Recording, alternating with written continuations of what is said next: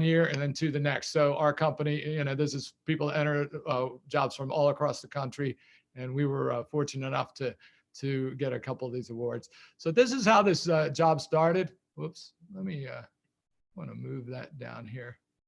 So so when I went out to the client's house, this is what it looked like in their backyard. They went through their list of what they wanted: a pool, a spa.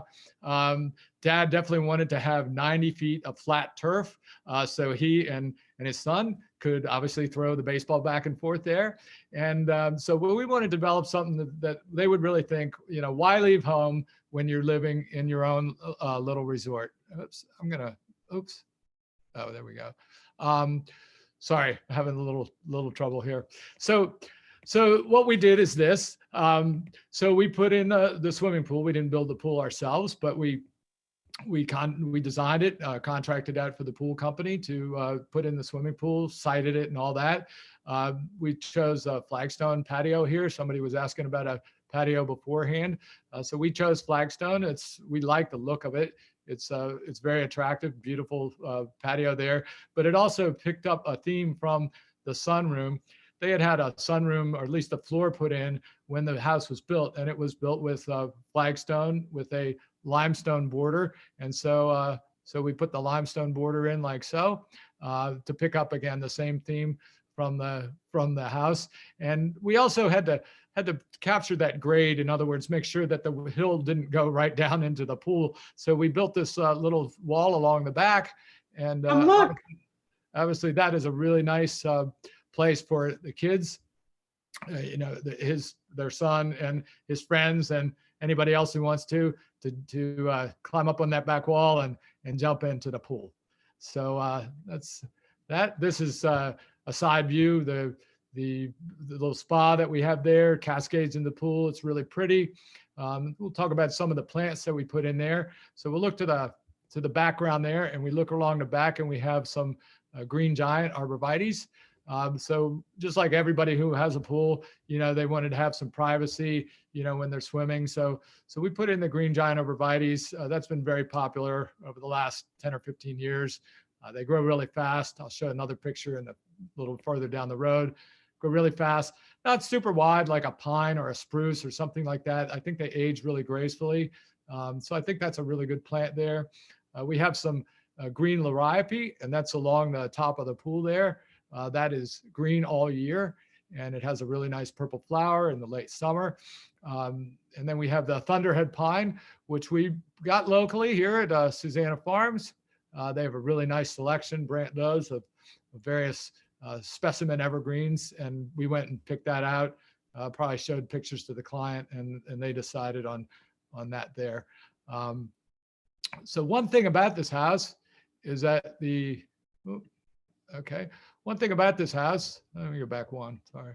One thing about this house is that the whole back is windows. So it's got the family room, it's got the kitchen and the places that people are at. So it's not just when they're out around the pool that they want it to look nice. They want it to look nice all year long, and even during the summer when they're inside. So we had to think about that when we chose our plants. So we chose like a variety of some things that are evergreen, and then some things that are colorful. Let's see if I can, whoops. All right, we are not clicking here.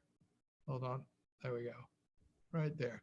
Okay, so here we have another picture here. This has the flagstone with the limestone border, goes around the pool. It goes around the outside of the patio there. And we're just gonna go through a couple of the plants that we have there. So this is Coreopsis moonbeam up on the hillside there. That's a really nice summer flowering plant. We have some knockout roses. Here is that Kevin McCarthy is demonstrating in multiple ways that he believes. So we have some knockout roses there. They give you a really nice color for a long period of time, all through the summer. And then on the back, they're not flowering yet in this particular picture, but we have some butterfly bush, which I really like. They grow, somewhere 5 to 7 feet tall. And not only do they have a really nice flower in the summer, but they do attract just a multitude of butterflies and all different types, mostly swallowtails, but all different types. It's really cool. I mean, sometimes you see, 20 butterflies on one bush. And where are we here? Okay, so this is looking back towards the house. I'm going to talk about a couple of the other plants that are here. So crepe myrtle, which is right up there. This is crepe myrtle dynamite. This was is a red flowering one. Actually, we grew this here on our farm right outside Poolsville. Really nice plant, tree.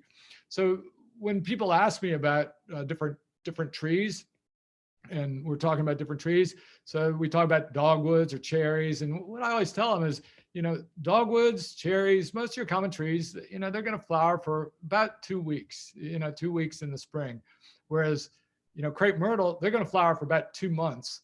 And that 2 months is going to be during the summer when you're out around your pool and when you're, active outside. So that's by far, we plant by far more crepe myrtles than pretty much any other tree for that reason. And our other plants that we have here are Becky Shasta daisies. They're white. That's a nice perennial that's down here. They flower again during the summer. It's a really pretty plant. Russian sage, that's Perovskia. I wasn't as happy with that in this particular setting as I am with some others. It's a nice perennial flower. It's got a kind of a neat smell to it. It grows about 3 feet tall, but it really needs to be in just full open sun. And we have another planting of that in an area that there aren't any other plants around it, that it just is absolutely gorgeous. When you plant it up next to other plants, it usually will grow it'll grow one-sided, and then it's more apt to fall down in the rain and stuff. So that's something, just like I said, we're always learning things, and so probably wouldn't use that. I think we'd probably even switch that out at some point. And then we have some begonias over here. That obviously is an annual, so we're going to plant those every year. We plant them in May, and they're going to bloom until frost. So we have mostly perennials that we planted, just once, and then we have a little bit of annual color there as well. One other plant I wanted to point out here is purple loosestrife. That's also called Lythrum. Actually, there are only 2 of those that I know are in this area. We used to plant them a lot. It's really nice, long blooming perennial. It's really beautiful. It attracts a lot of bees and insects and so forth, which is good for the environment. But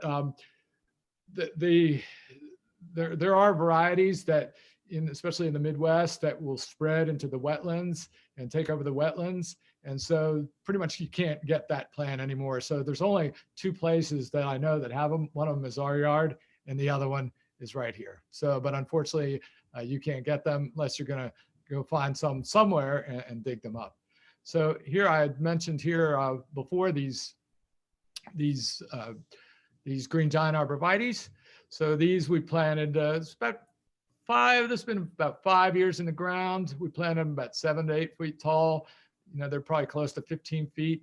So again, they're very fast growing, and provides a really good screen and doesn't grow too large here. This is from their sunroom, and actually you can see the flagstone in the sunroom. Actually, our carpenter built this, all the top, the floor basically was built with the house. So this is another shot here. They have a fire pit here that they can enjoy the fire, and then the spa is really nice. And then they have this little stone wall which doubles as a seat wall if they want to use it there. And then our flowers, which we were just talking about, we have our roses, we have our coreopsis, moonbeam, and in the front we have Zagreb coreopsis. I'll get to that. And then some other flowering plants, and then our roses, little dwarf blue spruce over there, which we probably again got at Susanna Farms, really nice. So this is the front of the house when they first moved in. Nothing there but sod. And so we did something like this. So this is what we started with here. So we planted these knockout roses, blue fescue, this really neat little grass here. That was actually the client's idea, which I picked up. It was a very nice idea, worked out really nicely.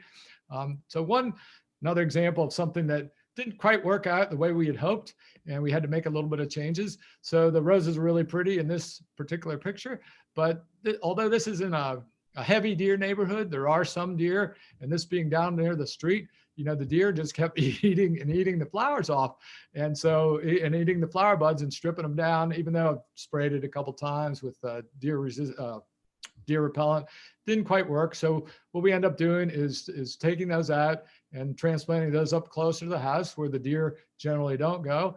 And we put in something else in that area. So again, it's just another example of how gardens change. You look at something, you like it for a while, and then you might have to make some changes there. So this is another shot of the front of the house. So we have some really nice Annabelle hydrangeas. That hydrangea will grow in the sun or the shade. This one is light shade here, is perfect. We have some Helleborus, which are growing below the hydrangeas there. Someone was asking again about shade gardens. Actually, Helleborus is a really good plant for shade, even dry shade. Actually, it doesn't really like a wet area. It's a little bit late in this picture for that flowers to be on it because it flowers in early spring, but it's a nice evergreen plant, and it will do well in the dry shade. Where are we here? This is view from the other side, obviously a little earlier in the year. So we have this Nepeta. This is Walker's Low. That's a perennial, which we planted only once. Japanese maple. That's our really nice specimen here. That's one of the dwarf varieties. We have Green Mountain boxwood. That's the pyramidal boxwood. And we have some green velvet boxwood as well. You can't see those right now. They're over behind here and up a little bit out of the picture. And this liriope, this variegated liriope, which is green all year, or is colorful all year, has a really nice purple flower in the summer. There's still some pansies left over. So this was a May picture here. Pansies kind of peter out once it gets really hot in June. We switch it and put in a few annuals there to last us the rest of the year. And if you look hard, you can see some peonies, not too many because they only flower for a couple of weeks, but it is a really nice burst of, it's just some humongous flowers that we really like there. So this is from the other side here. I'm going to talk a little bit about crepe myrtles, again, our favorite tree. So this one is a Tuscarora. So back in the late 70s and early 80s, we had 4 really cold winters. The last one was in 1985. And so most of the crepe myrtles, even the ones that had been here for many years, died. And they were just killed during the cold winter. We had one winter, it was 85, that it got about 15 below zero at Dulles Airport. And so that was enough for all the crepe myrtles. And so back then they died. We just didn't plant them for years. Well, then 2 things happened. One is obviously it's been warmer for the past 20 years or so. And, this winter outside of today has been a good bit warmer. And the other thing is the National Arboretum developed some really cold hardy crepe myrtles. They crossed one variety with another, and they named them all after Native American tribes. And so this one here is Tuscarora. That's got the kind of the classic deep pink to red flower. And that's probably my favorite. That's why it's in front of this garden here, which is also my favorite. And then, so here again, ideas changed a little bit. Ideas changed a little bit over time. And so what this client had mentioned to me that, she wanted some more color other than what we had first put in there. And she showed me some pictures of some coleuses. And I really wasn't all that happy with coleuses because I remembered from when I was in school, we did some stuff with coleuses and they only did well in the shade. And, the ones they had weren't very attractive. And, so I kind of just poo-pooed that idea. And, I don't know, it probably took her a year or two, hey, let's try some coleuses. So anyway, so hard-headed me finally, gave in. And so I went ahead and did some research, and lo and behold, since I had been in school, which was many years before, they had developed some really nice looking coleuses. And so I did some research and ones that grow well in the sun. So I chose these colors right here. And I'd also seen some Angelonia, which that's that pink flower up there in the front. I'd seen that as somebody else had done in some other job, I can't remember where. And I did some research on that. And I didn't choose the exact one I saw, but I chose another lower growing pink variety. And so we thought that this little combination here would work really well. And so people will drive by this house and they will stop at this house and get out of the car and just photograph or just look, because it's such a stunning combination there. And in the other places, there's front yard. And I have other clients or potential clients that live, nowhere near there.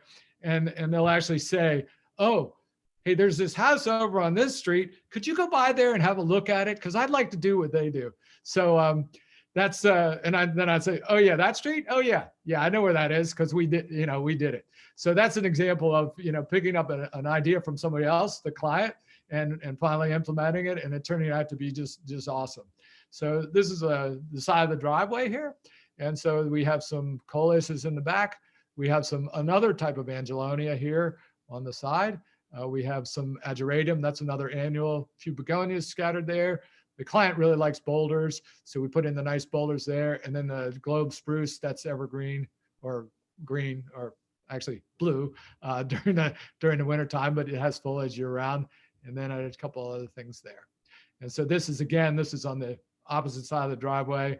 And again, we have our combination of the various coleuses with the ageratums at the bottom, and in between we have our begonias and angelonium. And it's really, this is my favorite garden that I've done. I just love, going by there and just seeing the flowers and seeing the job itself. And so obviously the flowers are really nice. We kind of wanted to extend the time period as when the time of day when it was really beautiful. So we decided to light up the garden, and I worked with the client on coming up with a lighting scheme here.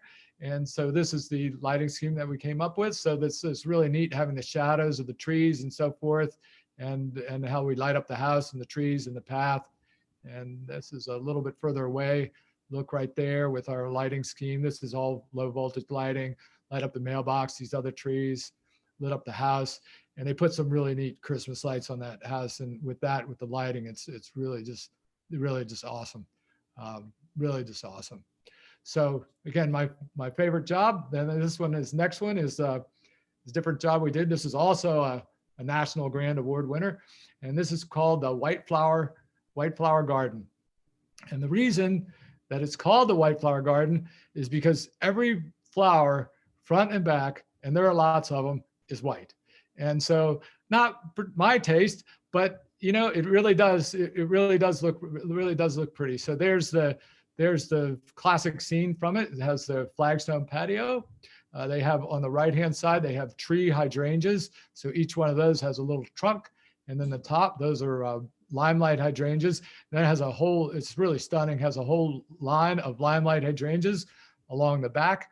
We have our white flowering crepe myrtles, of course, and looking across their pool, it's just really a nice scene. This is looking back towards the house here. We have, again, our little tree hydrangeas on the left this time.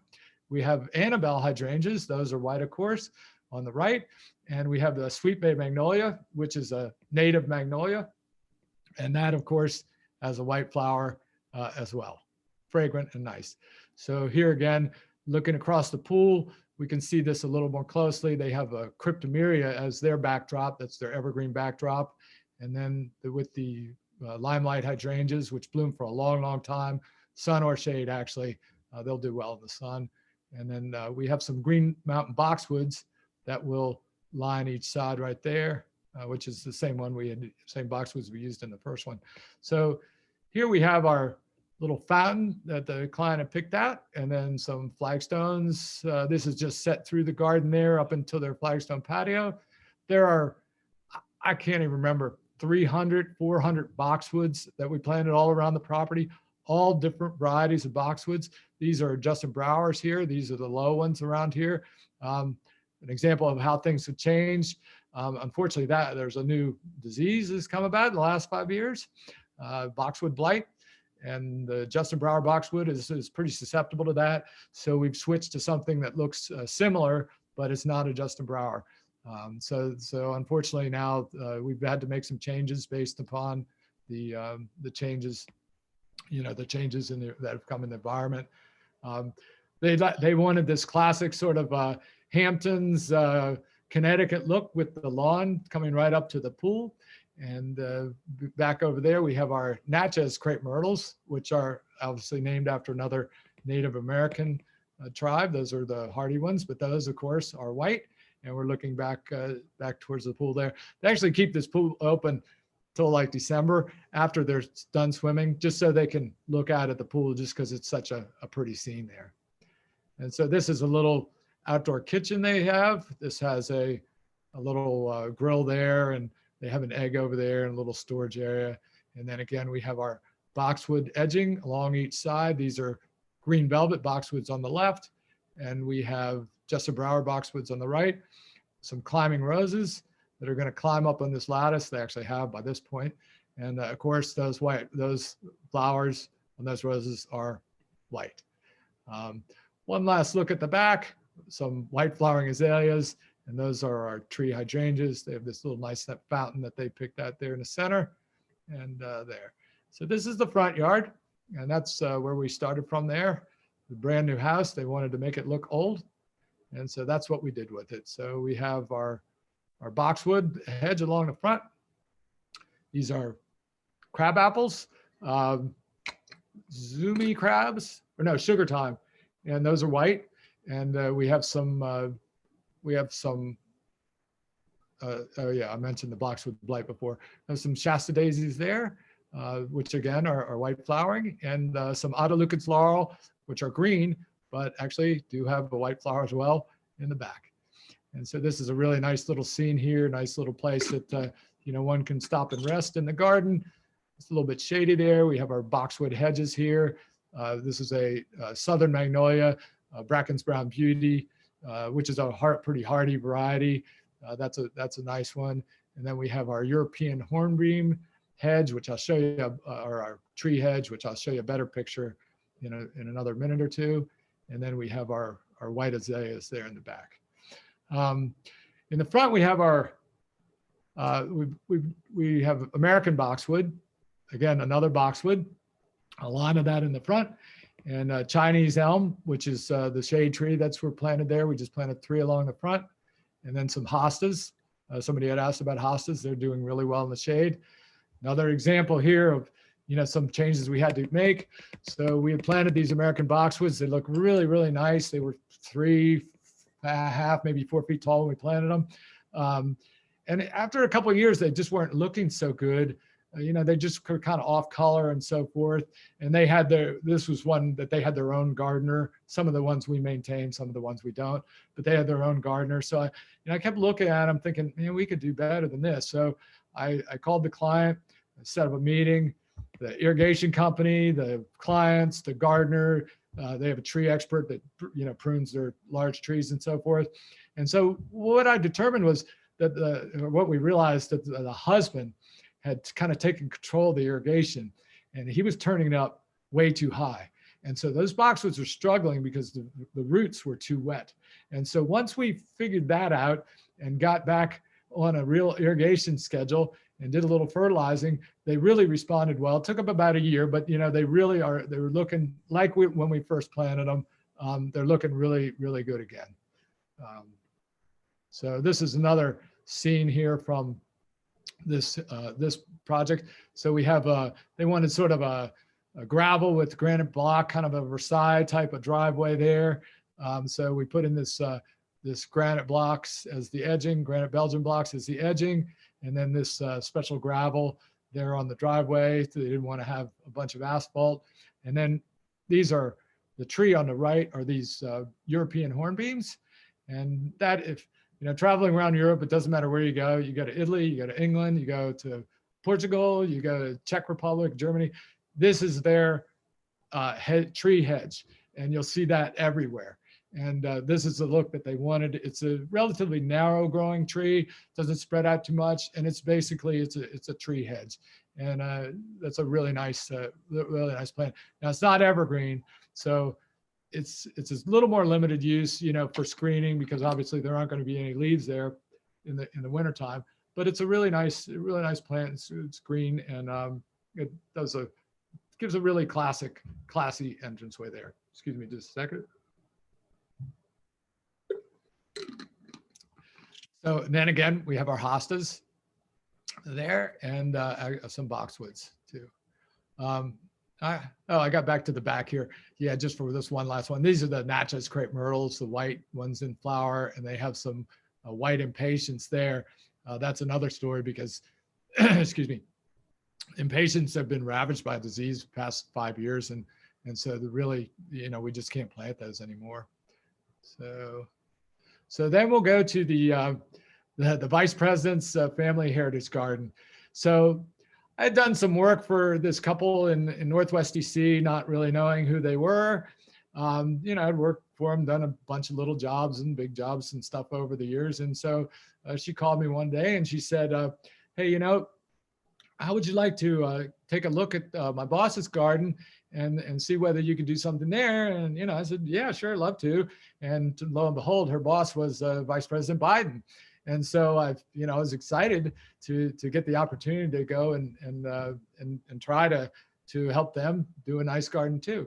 So I went, excuse me, I went there, went down there, met with the staff, Vice President Biden's staff. They had a list of things, just like any other client, the things they wanted to do, the things they wanted to see, the things they liked, the things they didn't like.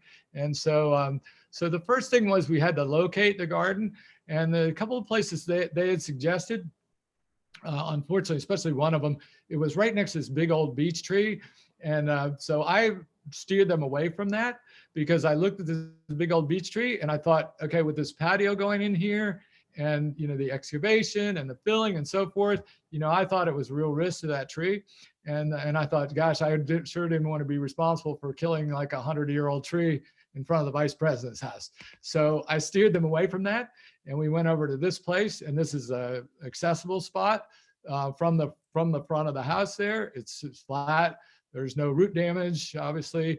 And by the way, this whole thing is paid for not by taxpayers. It's a foundation that pays for upgrades and beautification there at the vice president's mansion. It doesn't matter who's the vice president. The foundation carries on throughout. So go to the next one. Okay, so here we are. Oops, let me see if I can move this over a little bit here. Yeah, there we go. Security was a little bit of a challenge here. When I first went out there, obviously I had to give them my name and birth date and everything else. And, they checked up on me to make sure that I could even get on the grounds. When I go up to the grounds, there's several layers of security. The first one, you stop in front of these barriers, big iron fence, bomb sniffing dogs come out and sniff your whole car. Then you can get through that one and you go to the next one. The next one, they have metal detectors and so forth. And, it takes several times to let you in. The other thing is when the vice president is en route out of his house or coming back in, nobody can be in that that long entranceway driveway. And so that was a very interesting thing. We showed up to work one day, and we showed up, just so happened to be the time that Vice President Biden was leaving for work. And so they said, nope, you can't come in now. You're going to have to stay over, go someplace in the neighborhood. So I parked a few houses up, and it was interesting because, there at the entrance, didn't take very long where, all these Secret Service agents just kind of just appeared. And, some of them came on bicycles, some of them walked up, some of them came on cars.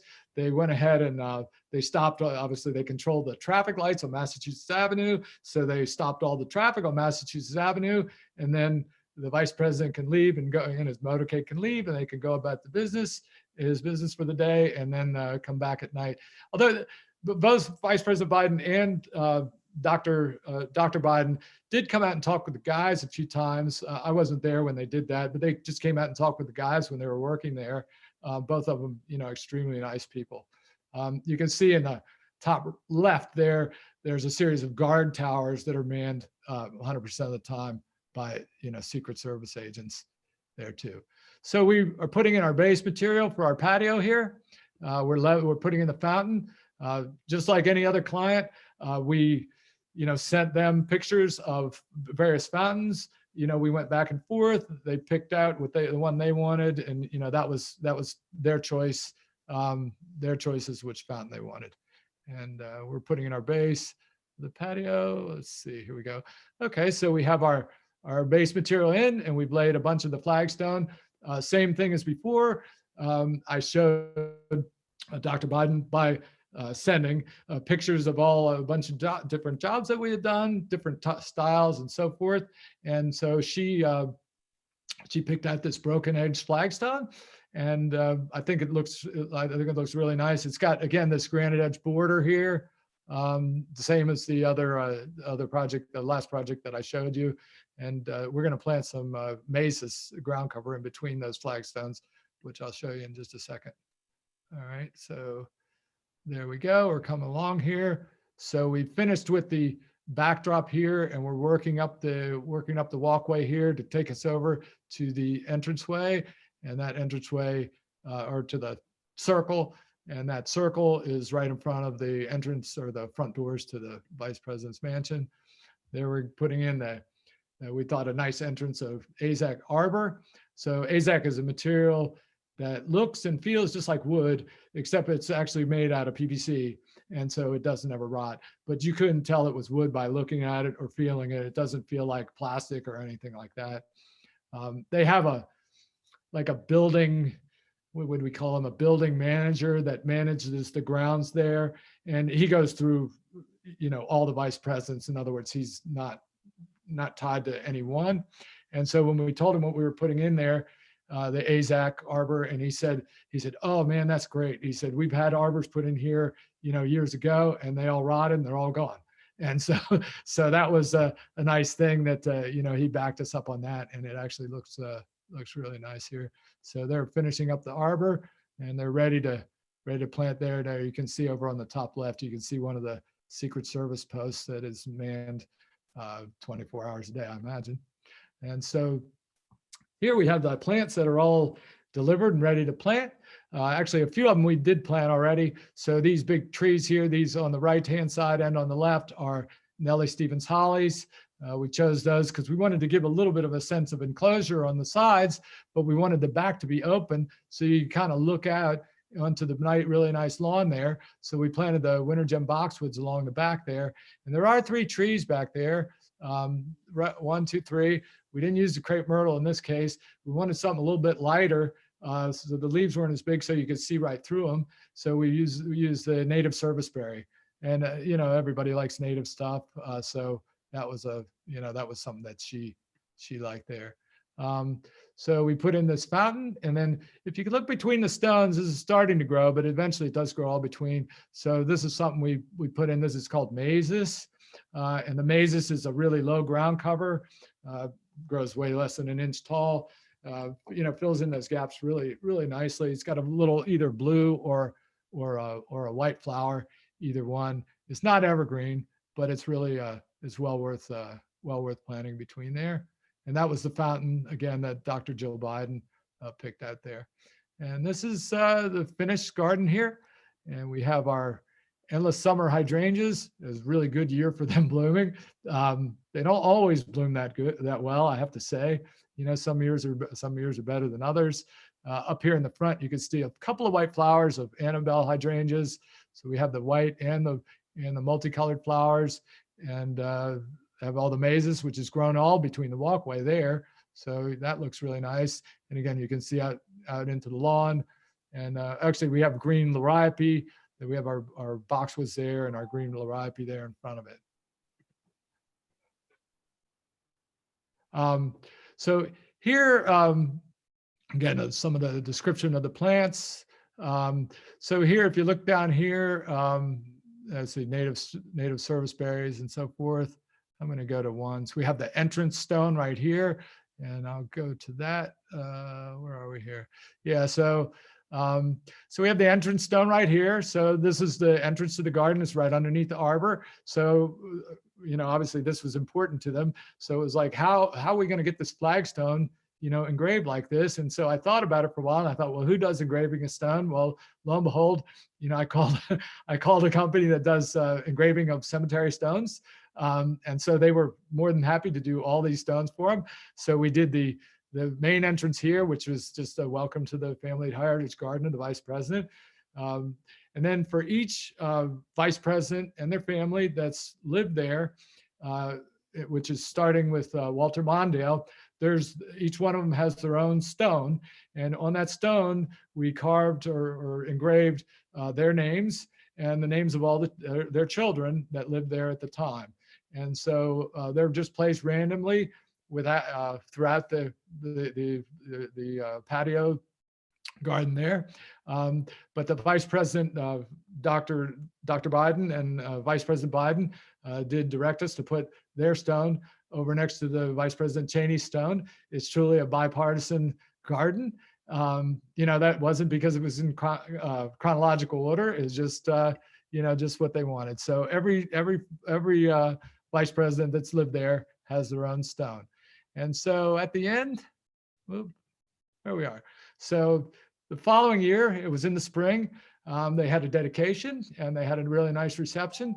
Not ever going to get into politics here, but I can tell you that Vice President Biden or President Biden and Dr. Jill Biden were so nice and gracious, extremely nice. There was only about 50 people maybe at the reception. It wasn't that many.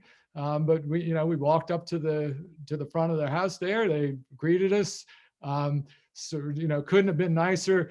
Here, go inside, make yourself at home. Have this. I mean, it was just really incredible, really incredible. And so again, we were just very happy to do that garden for them. Very, very happy for that opportunity. And that's my wife, Kathy, obviously, and me, and the other two probably should know by now. And there we go. So thank you very much again to the Poolsville seniors. If you have any questions about this or any general questions about gardening, spring gardening, summer, it doesn't make any difference. More than welcome to ask, or somebody's going to ask me now. And then I have my email address down there on the screen, as well as our website for our company. I own the company. I'm 50% owners with Joel Hafner, who's my partner. And I also want to thank my daughter, Anna Helene Mihm, who helps me helps me put together my PowerPoints. But thank you so much. Really appreciate the opportunity. Thank you, Bernie. I've seen a couple questions in the chat, which is funny because I was thinking the same thing about how pruning crepe myrtles. Oh. And how and when does that happen? So that is a great question, because we were pruning crepe myrtles today for a client in Potomac. So my preference is to only prune them naturally. Which means do not cut them off like you see some people do. So it's just to thin and reduce a little bit every single year, cut back to another crotch, reduce the size that way, keep the natural shape. But there are a lot of people that like them just sawed off at a certain height, whatever, 12, 15 feet. And actually, unfortunately, the client we were working for today, that's exactly what he wanted. And that's what we did. So when you can prune them, now crepe myrtle is a summer flower. So it's actually advantageous. It's actually an advantage because you can prune those anytime up to when they start growth. So after they flower in the summer, which is going to end in like September, anytime between there and like March, even early April, you can prune them, and then the flowers will come out on the new growth. So it really doesn't matter how far back you prune them, you'll still get flowers even if you prune them, wintertime and early spring. That's unlike a dogwood or a cherry or something like that. They form their buds on the previous year's growth. So if you prune those in the wintertime or in the spring, you're going to prune off all their flowers, but you won't do that with a crepe myrtle. Good question. How hard is it to transplant one? A crepe myrtle? I have one that's a little bit, I think, too close to the house. It's about the same and maybe a little bit easier than most other trees. How large is you have one or somebody? Yeah, I have one. It's probably 12 feet maybe. Oh, that's going to be a little bit tough for an individual to do it, and even for a professional. So that 12 feet, you're probably going to have to get a root ball size on that. That's maybe close to 3 feet wide. Yeah. And probably, at least 18 inches deep. And so it can be done. But it is going to be hard. And, obviously you're going to definitely need some muscle power to move something like that. Okay. I have another question from the chat. Is there a crepe myrtle tree and a crepe myrtle shrub, or will my shrub grow into a tree? Okay. Lots of crepe myrtle questions. So there are. Let me differentiate here. So the crepe myrtles, all the crepe myrtles that you've seen in these pictures now are just multi-stemmed. So that's a tree, but it's a tree, but it just has several stems, 3 stems, 5 stems, something like that.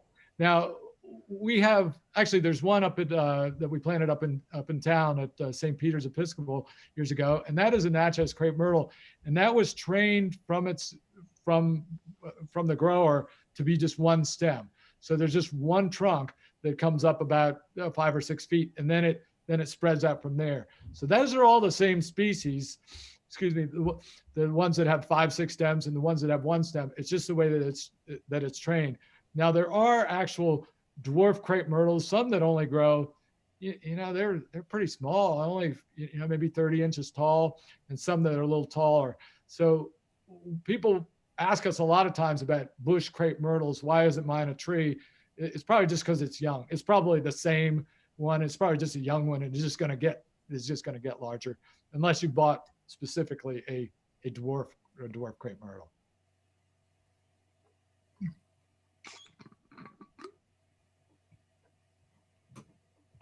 Do we have any more questions? No.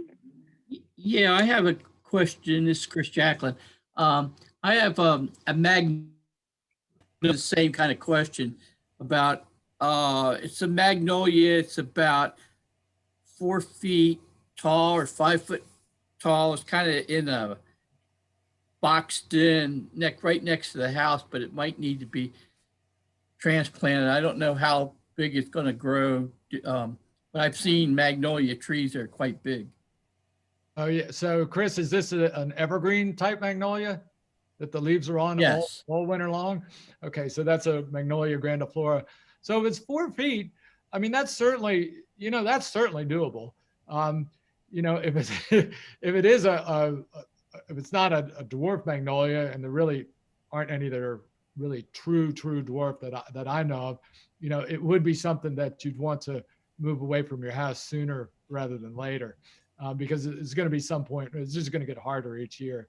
So I might suggest, in the early spring, not when it's so cold like this, but like in the early spring in like March, that would be the time to move something like that. Okay, great. Yeah. And what kind of root ball would that need? That one, not so big. Trying to think, maybe 18 inches or so would probably be enough for that. Okay, thank Yeah. you. Lucky you, Chris. Yeah. I have a question. This is regarding the knockout roses. Mm-hmm. We have seen an issue with mites on the roses, which really makes the branches look like they're distorted. I've cut them off, and I've been told to really just dig them out. So once you have mites, do you have to dig them out, or can you work with just cutting off the affected branches? Well, I have kind of bad news for you. Those aren't, that damage is not from mites.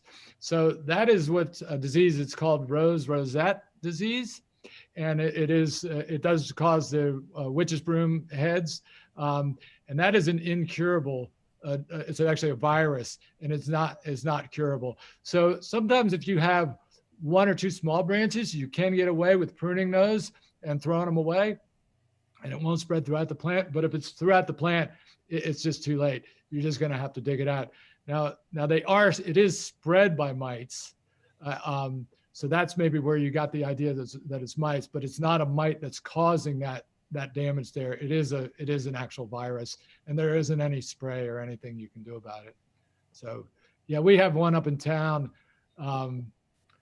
Yeah, actually, yeah, one up in town on the main road there that they had a really nice planting of knockout roses, and it just killed them all, just spread.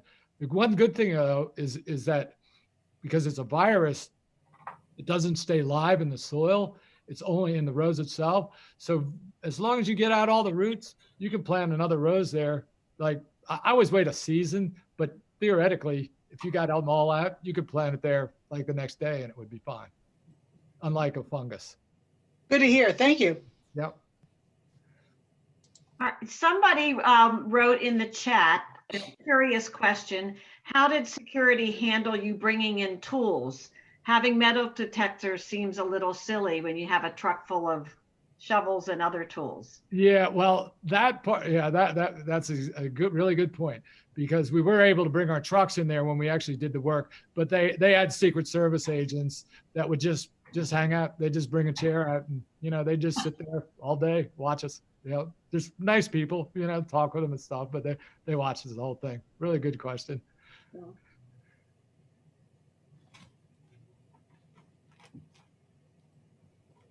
Any other questions?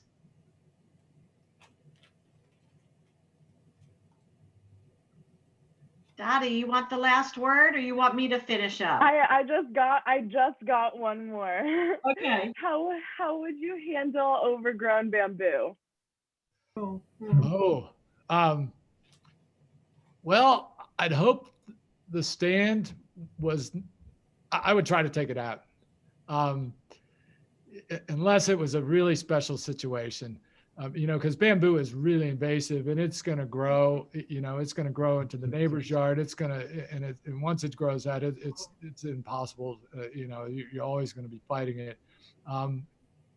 If it's maybe in the neighbor's yard and it's growing over and it's not so much, sometimes you can put in a bamboo barrier. In other words, dig a trench. It's 24 inches deep or maybe a little deeper, and put it, like a plastic, that they actually make these barriers, put in a plastic barrier there, make sure the bamboo can't hop over it. So it's got to come up above the ground a little bit, but yeah, and bamboo is one of the hardest things to control.